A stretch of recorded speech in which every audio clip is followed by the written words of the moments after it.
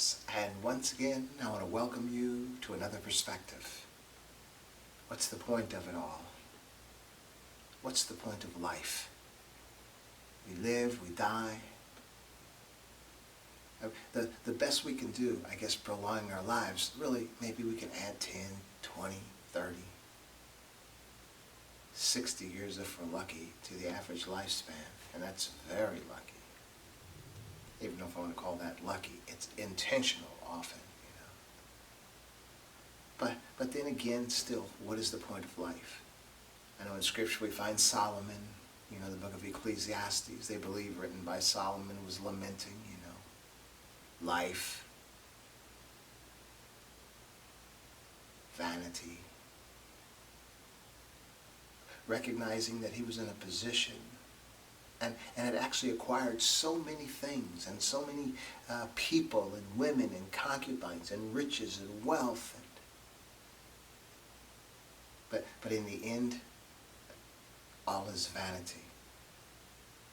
So us today, our lives are hardly as lucrative and comfortable as Solomon's was. And so often we feel, maybe depressed or just maybe not wonderful. And I think sometimes we get so used to whatever our state of mind is, even if it's negative, that we don't even recognize that we're in a place that we shouldn't be. You look all over the world and see the turmoil, the unrest, persecution and oppressions. And you then wonder why would people allow themselves to be part of such negativity? And I don't believe they're really cognizant of the fact that it is. Because we can get so caught up in the way it is that we lose sight of maybe the way that things should be. Okay. So we're going to talk about life today. We're going to talk about bringing back some joy into life. And I don't think it's going to be that difficult. I think it's simply a matter of adjusting one's perspective on purpose and life, okay? Let's just go right into a particular Bible story found in the book of Matthew, the 25th chapter. And it's about a master who leaves and leaves in the hands of his servants talents or money, something of value. And it starts in the book of Matthew, the 25th chapter, around the 14th verse. And it says, "For the kingdom of heaven is a man traveling into a far country, who called his own servants and delivered unto them his goods. And unto one he gave 5 talents, to another 2, and to another 1, to every man according to his several ability, and straightway took his journey. Then he that had received the 5 talents went and traded with the same, and made them other 5 talents. He invested them and made more. And likewise he that had received 2, he gained also another 2. But he that had received 1 went and digged in the earth and hid his Lord's money. After a long time the Lord of those servants returned and reckoned with him. And so he that had received 5 talents came and brought other 5 talents, saying, Lord, thou deliverest unto me 5 talents. Behold, I have gained before them 5 talents more. His Lord said unto him, Well done, thou good and faithful servant. Thou hast been faithful over a few things. I will make thee rule over many things. Enter into the joy of the Lord. He that had also received 2 talents came and said, Lord, thou deliverest unto me 2 talents. Behold, I have gained 2 other talents beside them. His Lord said unto him, Well done, good and faithful servant. Thou hast been faithful over a few things. I'll make you ruler over many things. Enter into the joy of the Lord. Then he which had received the 1 talent came and said, Lord, I knew that thou art a hard man, reaping where thou hast not sown, and gathering where thou hast not strewed. And I was afraid, and went and hid thy talent in the earth. Lo, there thou hast that is thine. His Lord answered and said to him, You wicked and slothful servant, You knew that I reaped where I sowed not, and gathered where I have not strewn. Thou oughtest therefore to have put my money to the exchangers, and then at my coming I should have received my own usury. Take therefore the talent from him, and give it unto him which hath 10 talents. Interesting, huh? and that's kind of a harsh story. But I think it makes the point that there was a purpose behind what each of these gentlemen was given, okay? And so each of us in life, and I find it interesting, I believe the talents, in that time, talents were some kind of currency, okay? Of course. But it's very interesting because we use that word, talent, to describe particular attributes of our own lives. Each individual has certain talents, And so what are you doing with those talents? As believers, we believe that we've been given these talents by God. Some of us have more talent than others, and we all have varying degrees of talent in varying ways, okay? But what I get from this story then is that whatever the individuals were given by the Lord, by the Master, is that it was expected of them to utilize that talent and to expand upon it, okay? So whatever it is they were given, they were expected to create from that more, okay? And in this particular story, they were investing the talents, okay, and make more. And so I want to share with you how this particular story correlates to our lives today, because most of us, we don't have a master, and we're not being issued currency to go invest in the stock market or anything. But what I want to suggest is simply, this is in reference to our lives. And in reference to our lives, that we have a purpose, okay? And some folks think, and I was speaking with this woman on social media recently, and she was suggesting that the purpose of life is simply to live.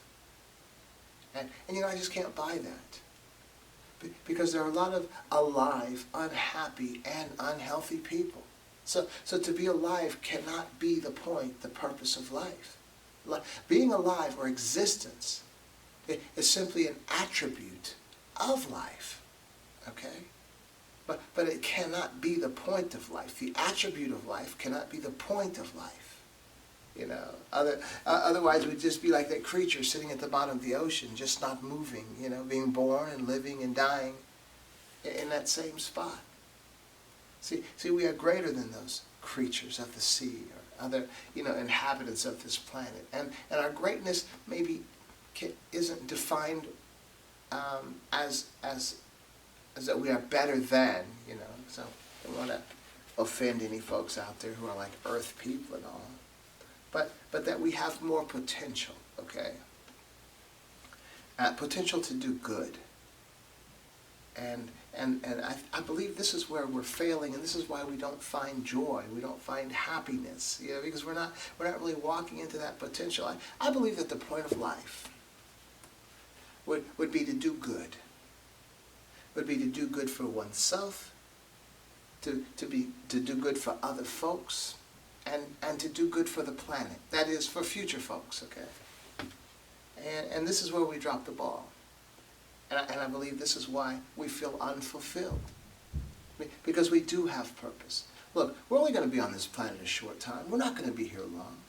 So there has to be something that we're here to do. Otherwise, whatever birthed us, whatever we emanated from, was not a wise steward of its resources if our function is simply to be born, to exist, and then to die, okay? That there has to be something. I always see it, like as like a divine baton, being passed from generation to generation.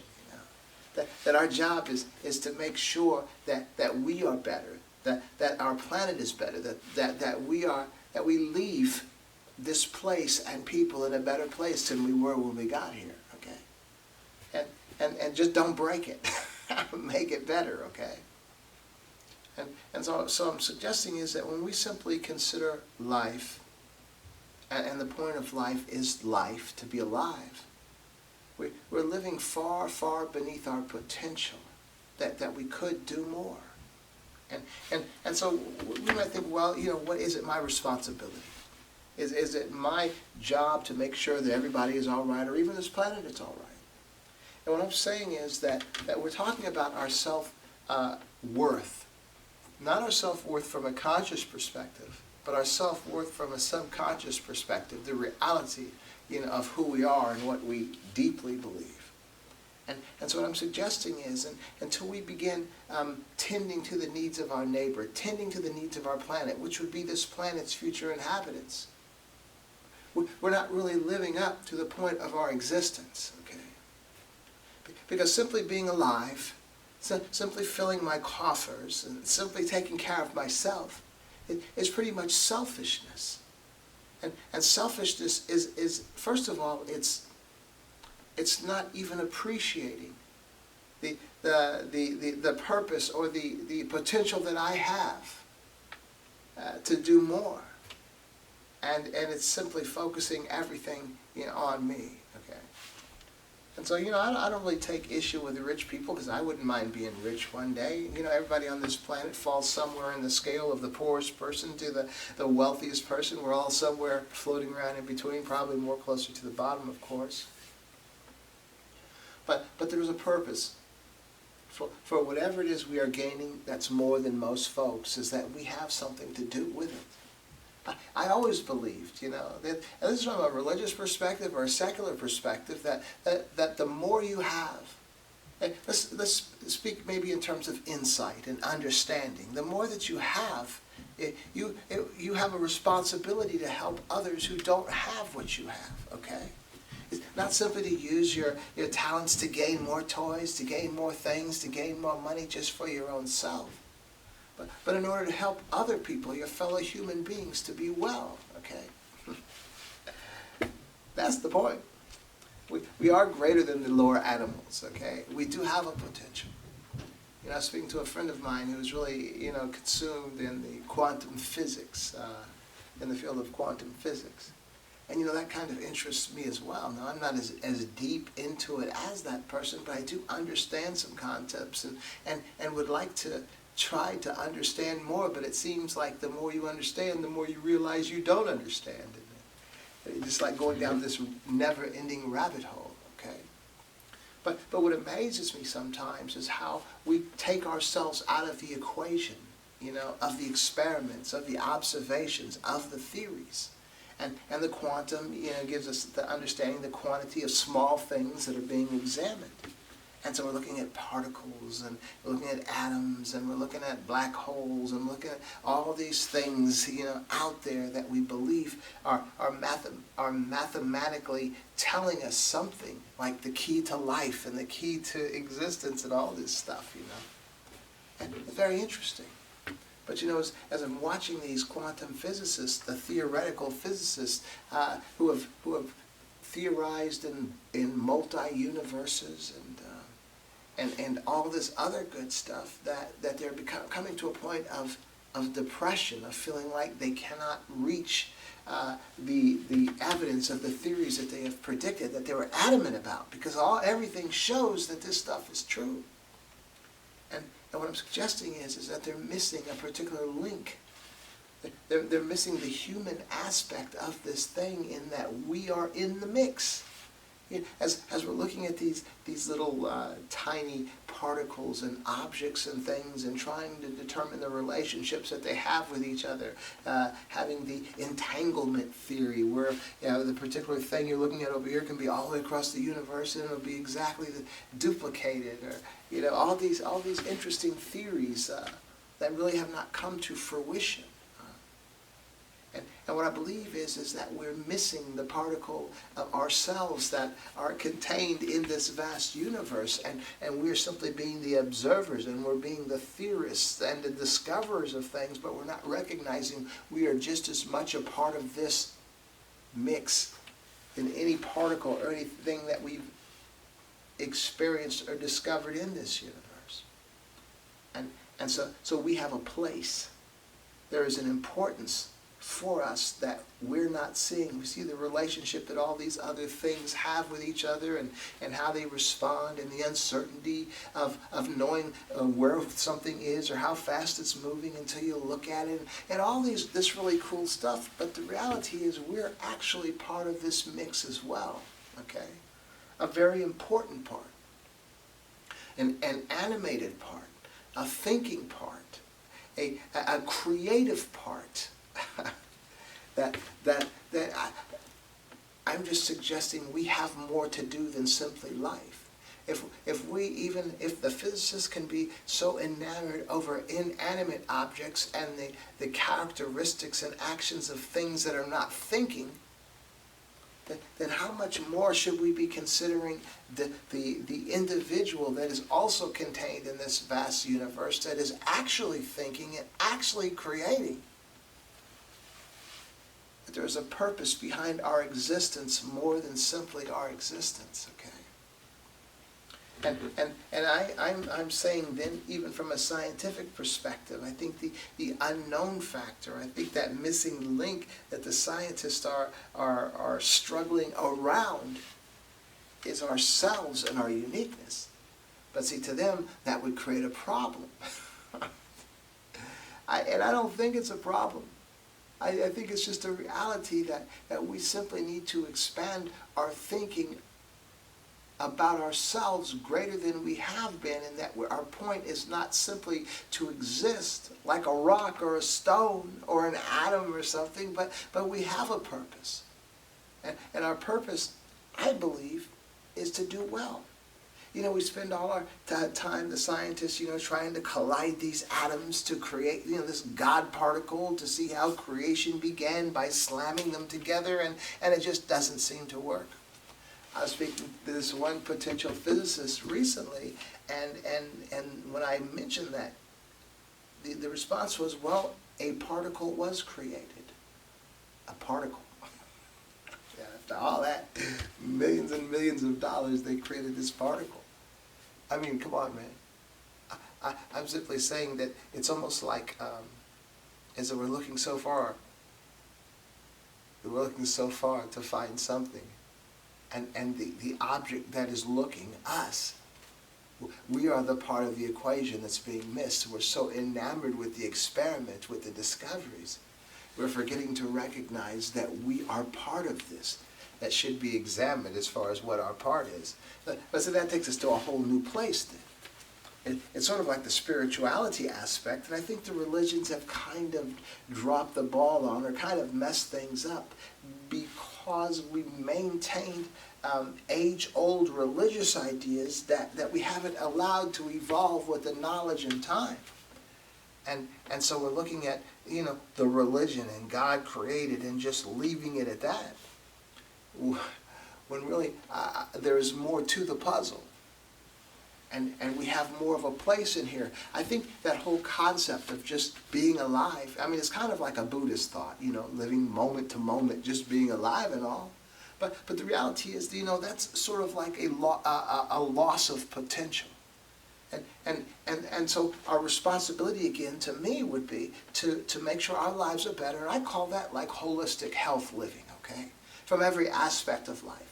From your mind, from education, from spirituality, to exercise, to even eating properly. All these things are part of that holistic health that we need to embrace and to be better people, because it's only then that we're able to reach out and speak to the needs and the ills of other folks. It's sort of like when you're on an airplane and you're going through turbulence, I mean rough turbulence, like something's getting ready to go down.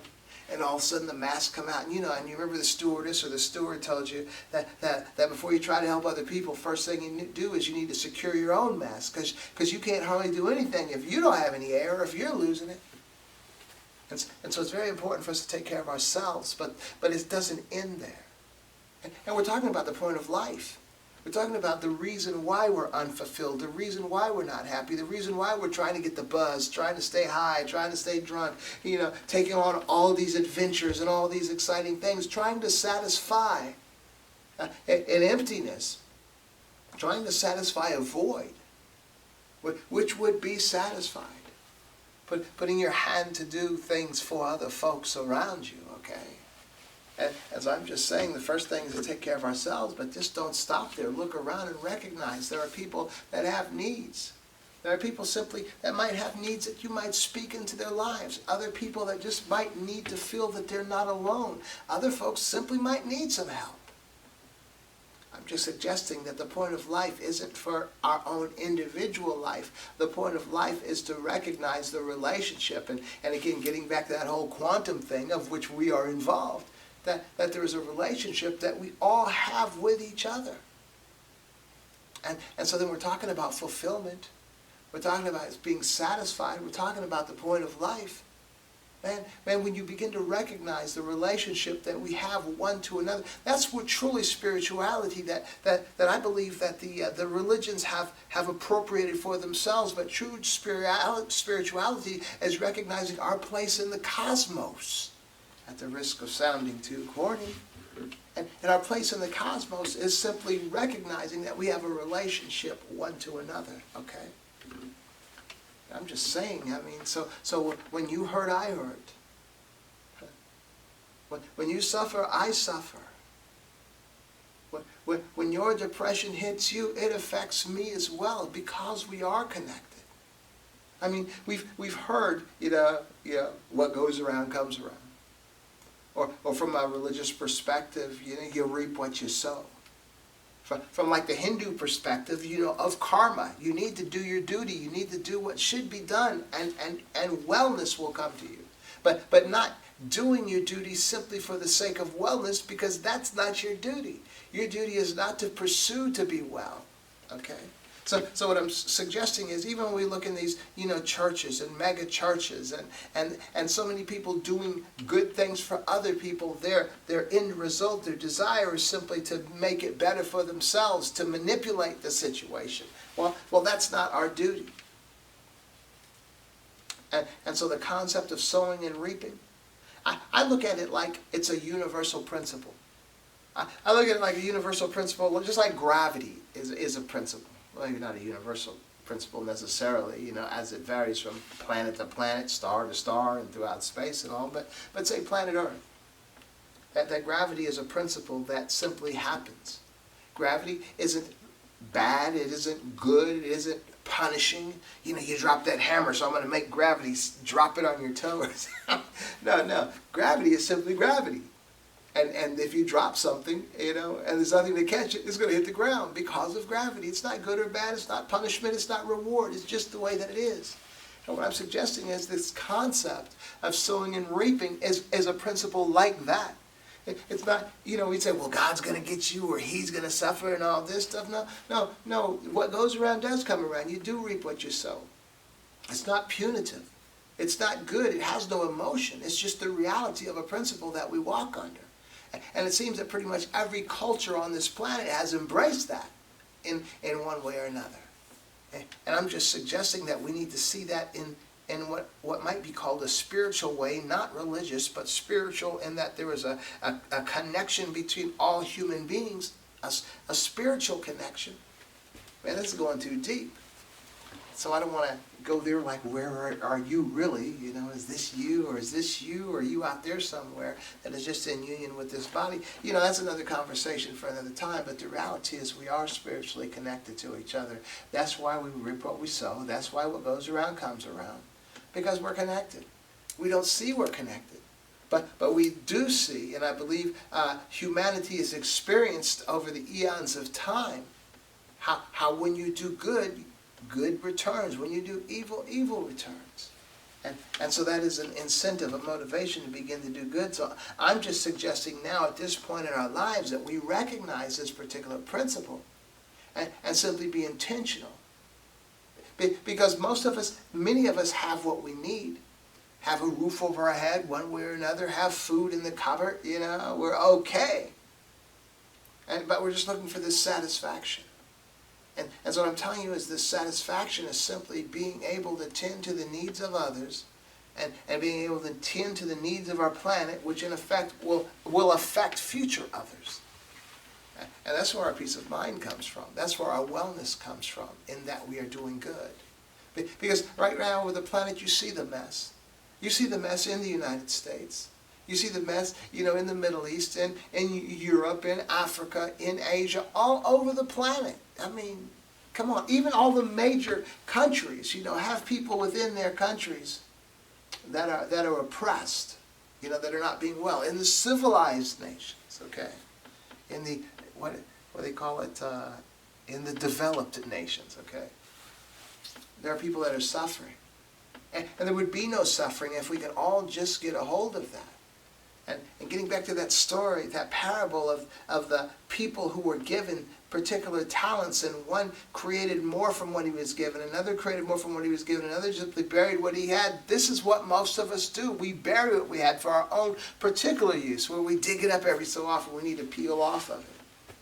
What I'm suggesting is that whatever you have, whatever you've been given, invest that. Invest it into other people. Invest it into the planet. Invest it in yourself in a positive way so that you are more able to invest in the lives of others. That's where your contentment will come in. And I promise you, the negativities, the evil, the stuff that we see all around this planet will begin to dissipate as more people begin to buy into this, recognizing that no man is an island, recognizing that we have a responsibility to each other. And if you do well, I do well. If you're okay, I'm okay. But if you're not, I'm not. We cannot continue to turn a blind eye to the people who are suffering, because we are directly connected to them. And we will not be growing if they're not growing. Okay? So I'm just telling you, there is a contentment. There is a contentment that can be had as we begin to focus, first, of course, focus on ourselves. Because getting back to, as we opened, what is the point of life and all? The point of life is to help others and to help this planet. To help this place that what did you do with what I gave you? From a spiritual perspective, that parable is very powerful, because what we've been given is life. What did you do with what you were given? You may have an extreme or a better intellect than other folks. You might be born in a better place of prosperity than other folks. You might have a better education than other folks. You might have so many things going on to you, strengths and talents and things that you're good at. Well, what did you do with that which you were given? Consider that. So I'm telling you, for the man or the woman that thinks they have everything or thinks they have enough and are still not feeling content, and contentment as you begin to doing for others, okay? As you begin doing for others, you're going to be feeling a sense of accomplishment, a sense of goodness. You know what I started doing recently? We have staying with us an exchange student from Spain. And this young person is very planet conscious, extremely, save the planet, climate and all that stuff. And so we started recycling. and for me, I try to do well. I try to do this program, hopefully I'm reaching people. I spent 17 years in juvenile detention every week talking to the young people. Most of the things that I do, I try to encourage people to do better, try to help people to do better, And even as I'm on social media and I'm trying to, I'll be 64, 2022, just toward the end of the year, soon, about a month or so, that I try to demonstrate holistic health, okay? The education, I earned my MBA when I was 60. I started pursuing an associate degree when I was 50. I try to exercise and work out every day. I try to eat right most of the time, So every aspect of life, I try to do well. I learned early on, or not really early on, that it's a lot less frustrating to simply be an example and to stop trying to dictate to folks what they need to do to help and do better. But as far as like the planet, it just seemed like we're just so far gone. There's nothing that's really going to help save it or turn back the hands of time, But then I'm thinking, what did I do with what I was given? And I started recycling. Went down to the waste company and ordered one of the recycling bins, and we're recycling now. And as strange as it may sound, I feel pretty good about it. Even though, like, if you had asked me 3 weeks ago, it would have been, geez, come on. The planet, it's too late. But just as I am beginning to put my hand to do something positive, adding on to what I've already been doing, I felt it. I felt a change. I felt a difference because I was doing something for the planet, which is for future generations. Anytime you put your hand to do something for someone else, that's a positive. And you're going to reap back, even if it's just the feeling of good, which we need. Come on now. Come on. We have so many people on this planet that are depressed. We need ways to feel better about ourselves. We feel depressed and then we perpetrate evil. Then we do more evil. Or we take on habits and addictions and all these things trying to satisfy the negativity that we have in ourselves. And what we're doing is we're just digging ourselves all the more deeper. The reality is all you need to do is put your hand to do something for other folks. Put your hand, of course, to do something for yourself, but not negative, not harsh, not destructive, but good. Because the better you do yourself, like I really, really, really believe in holistic health, from every aspect of life, growing, becoming better, even knowledge, gaining knowledge, so important. And what I'm suggesting is the point is that the more that you gain, the better off you are. Man, say I'm eating, and I've been trying to eat right for the past 15 years or so, and exercise as well. So physically, man, I'm in better condition than I've been in for the past 30 years.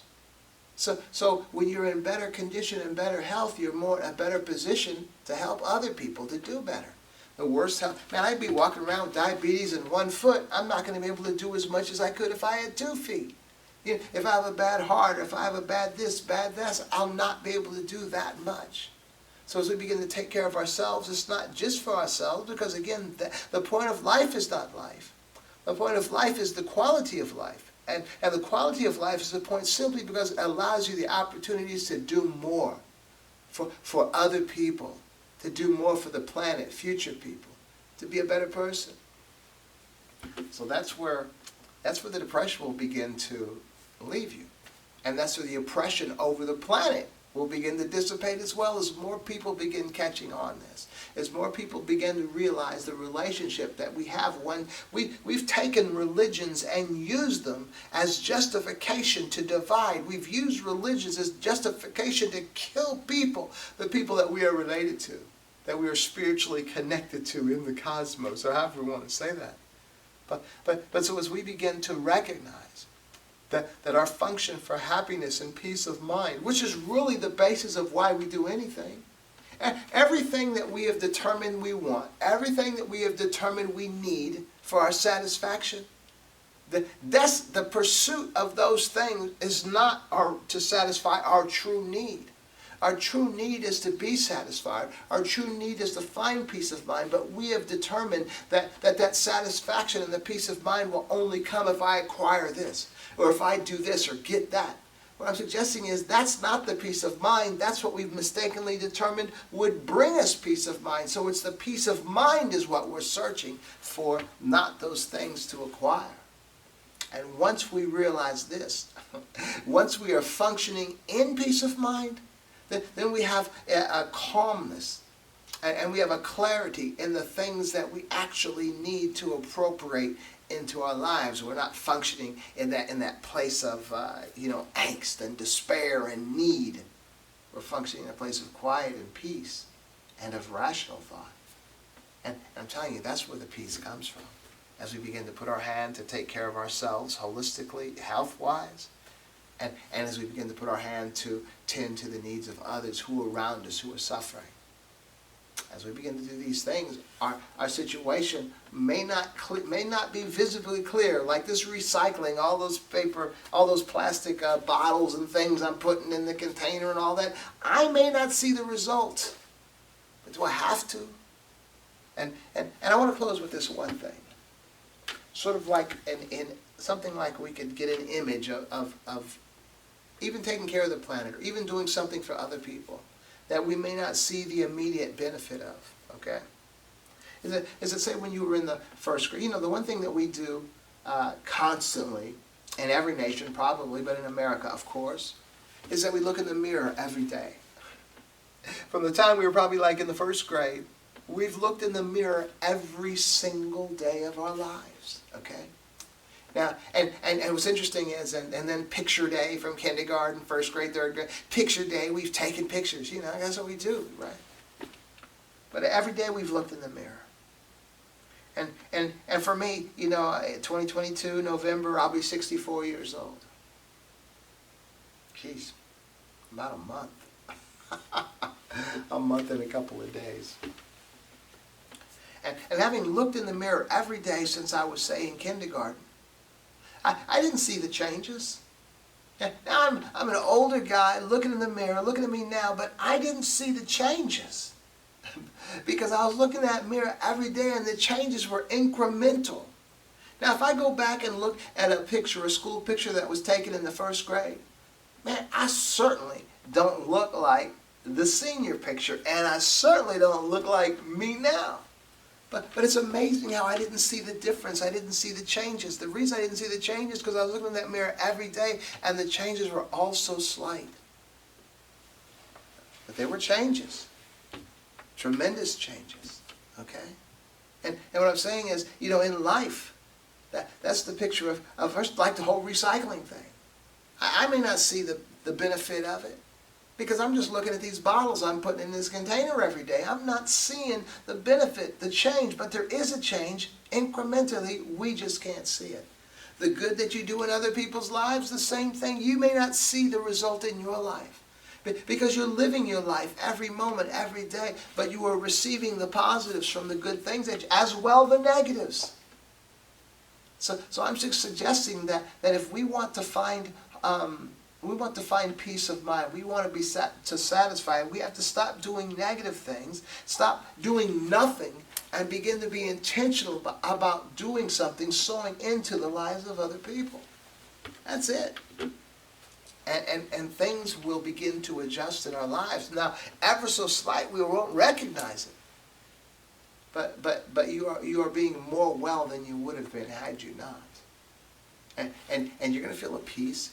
You're going to feel a contentment. Just like when I looked at, I just started that recycling yesterday. And I was putting those, and I knew the container was coming because I promised this exchange student that's with us. And so I even had a plastic bag, and rather than throwing away all my bottles, I was like putting them in this bag so that when we finally got the container, you know, I could fill it up. And man, there was such a joy in doing that. And I know it seems ridiculous. But when you do, that's all that it takes. Doing good is not expensive. The things that we are attempting to satisfy our need for peace of mind is expensive, but the reality to acquire peace of mind is not expensive at all. You just find a way to do for others. And so that could be finding people to actually do good for, you recycling, you know. I know it sounds crazy, man, but I'm telling you, I feel really good about it. And I can't explain it other than what I'm sharing with you right now. We have a subconscious need as a human being that, I don't know why I'm touching my chest, but it's like we are spiritually connected to every human being on this planet. Oh man, let's go a little deeper than that. We're spiritually connected to every human being on this planet. Every human being from time past. Every human being from time future that hasn't even, we are connected. So when you begin putting your hand to do something that will benefit someone outside of yourself, you're going to find, you're going to be appropriating a good feeling inside. Because you're finally beginning to realize the point that we are all connected. And this is why when what goes around comes around. It really does. And so be intentional. Be good. And you'll find yourself feeling satisfied because finally you'll begin functioning in the purpose of life. The purpose of life is to tend to the needs of others and to tend to the needs of this planet. That's the purpose. You want to find joy? Tend to your purpose. How's that?